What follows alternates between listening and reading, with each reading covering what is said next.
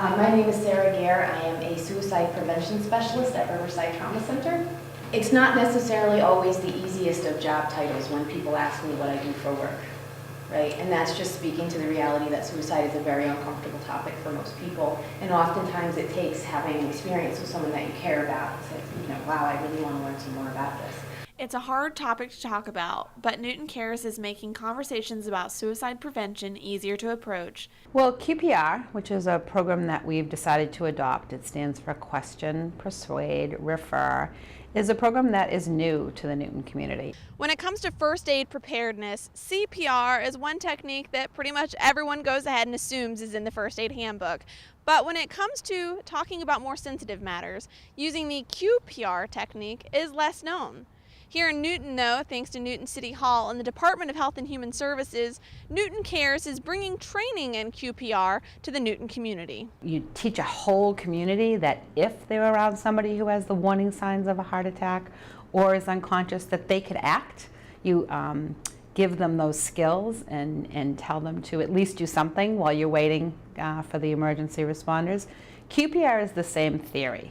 But not a lot of people are comfortable with this topic. The first session of the QPR training was held Tuesday night and is anticipated to be the first of a series held in Newton. It's a program for everybody and anybody of any age.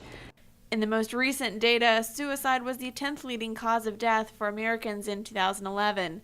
And that year, someone died by suicide every 13.3 minutes, a statistic close to home for the Newton community, with 3 teenage deaths in the last year. It's simple, it's very direct. I think people come away after a fairly short time of an hour to an hour and a half with real skills and real ability to listen and act.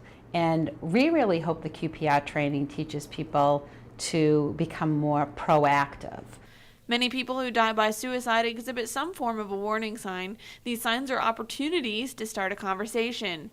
QPR's training helps people to recognize the signs and also helps them to feel comfortable to then know what to do next. Instead of doing maybe what we all have done in our past, which is, oh, don't talk like that, oh, please don't say that, it teaches you to ask more. To me, it reminds me of just having insurance, right? We have car insurance. We have, you hope that you don't get in an accident, but if you do, you're covered. And so I thought about, whether it's family, friends, or even coworkers, just being able to recognize those signs just in case it does happen.